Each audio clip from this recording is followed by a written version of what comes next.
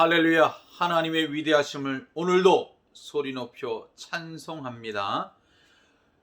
1월 21일 목요일 묵상할 말씀은 사도행전 5장 17절부터 32절까지입니다.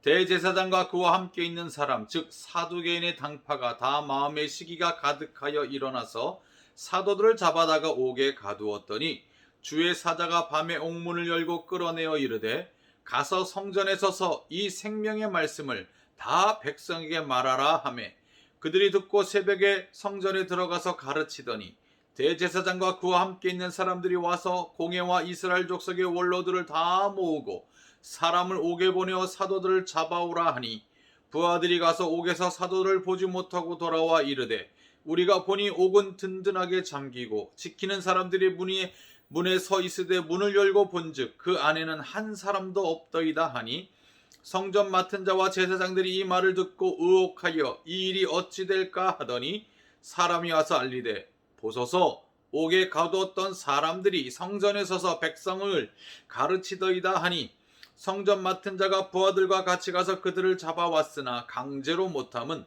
백성들이 돌로 칠까 두려워함이더라. 그들을 끌어다가 공회 앞에 세우니 대제사장이 물어 이르되 우리가 이 이름으로 사람을 가르치지 말라고 엄금하였으되 너희가 너희 가르침을 예루살렘에 가득하게 하니 이 사람의 피를 우리에게로 돌리고자 함이로다.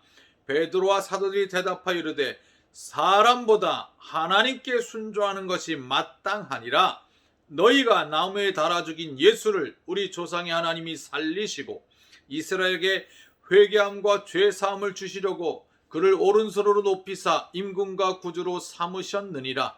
우리는 이 일의 증인이요 하나님이 자기에게 순종하는 사람들에게 주신 성령도 그러하니라 하더라. 아멘.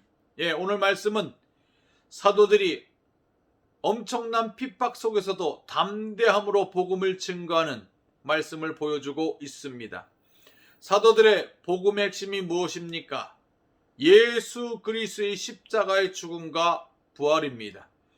계속 이것을 증거할 때에 하나님께서는 사도들을 통해 엄청난 기적, 치유의 역사를 통해서 복음이 더욱더 확산되는데 큰 역할을 감당하게 하셨죠. 성전 미문에 장애인을 일으켜 걷고 뛰고 찬송하게 하는 그 일뿐만 아니라 베드로의 설교로 3,000명, 5,000명 수많은 사람들이 예수 믿고 주 앞에 돌아오는 그 역사를 보고 사람들은 두려워합니다. 하나님이 살아계시는구나. 부흥의 역사가 일어납니다. 초대교회가 엄청나게 성장하는 계기가 되었죠. 하지만 예수 믿는 사람이 많아지면 많아질수록 두려움에 떠는 자들이 있습니다. 누굽니까? 당시 대제사장과 교권을 잡은 사두개파 사람들입니다. 그들은 자신들의 종교적 입지가 약화될 것을 우려해서 위기의식을 갖고 복음을 전하는 사도들을 감옥에 가둡니다. 하지만 그때마다 하나님께서 기적으로 탈출하게 하시죠. 19절에도 보면 주의 사자가 그들을 감옥에서 나오게 하는데 주의 사자가 무엇입니까? 영어 성경에 보면 angel, 천사들을 통해서 하나님이 그들을 다시 꺼내주시면 그들은 감옥에서 나온 다음에 도망가지 않고 여전히 복음을 강하게 두려워하지 않고 담대하게 복음을 증거합니다. 여러분, 핍박이 더하면 더할수록 사도들은 더 담대히 복음을 증거했다. 엄청난 하나님의 역사를 보여주고 있지 않습니까? 또다시 사내들인 공회는 자신들의 권위를 이용해서 사도들을 붙잡아 공회 앞에 세웁니다. 그리고 그들에게 말합니다. 너희들 공회의 결정사항이 뭐냐? 예수 이름으로 복음 증거하지 말라 그러지 않았느냐? 너희들이 공회의 결정사항을 위반했다는 거예요. 그리고 예수 그리스도의 그 희생의 피를 왜 자기들에게 돌리느냐? 예수님이 십자가에 죽은 것은 자기와 상관없다. 왜 예수 그리스도의 그 희생의 피를 자기들에게 돌리느냐? 엄청난 심적 부담감을 가졌던 것입니다. 그러나 이건 말이 안 되죠. 어불성설입니다. 마태복음 27장 25절에 보면 예수님이 십자가에 달리실 때에 그들이 뭐라고 외칩니까? 그 피를 우리와 우리 자손에게 돌릴지어다 하면서 바라바를 풀어주고 예수를 십자가에 못 박으라. 예수가 아무 죄가 없다 라고 빌라도 총독이 말할 때 아닙니다. 그 피를 우리와 우리 자손에게 돌릴지어다 라고 그렇게 외쳤던 사람이 얼마 지나지 않아서 시침이 뚝 떼고 변명하지 않습니까? 그때의 모습과 지금의 모습은 너무나 상반된 모습임을, 대조되는 모습을 보여주고 있습니다. 여러분, 이게 뭘까요? 요즘 아이들이 쓰는 말로 쌩까라는 겁니다. 예? 그냥 완전히 모른 척 하는 거죠. 시침이 뚝 떼는 거죠. 예? 어떻게 그럴 수 있습니까? 화장실 갈 때 마음하고 올 때 마음하고 다르다라는 모습이 이런 모습 아닙니까?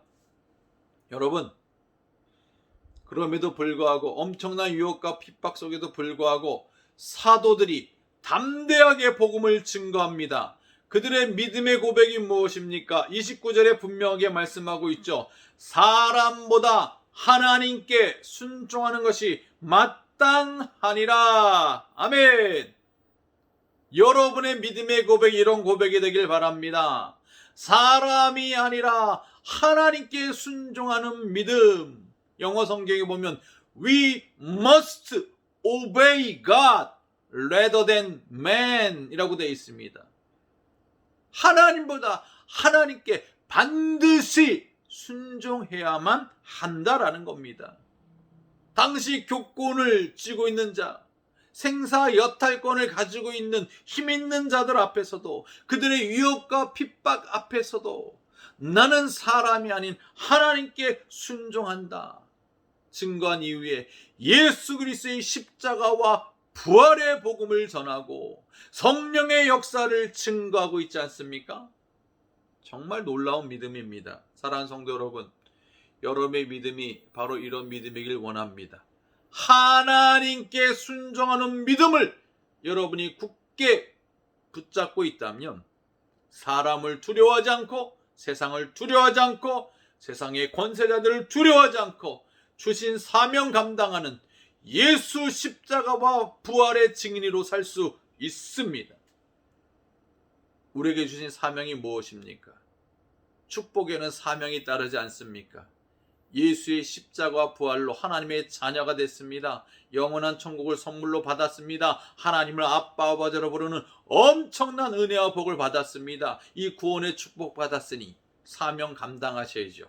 그 사명이 무엇입니까? 한마디로 예수 십자가와 부활의 증인으로 사는 것입니다. 사랑하는 성도 여러분, 여러분의 신앙은 어떤 신앙입니까?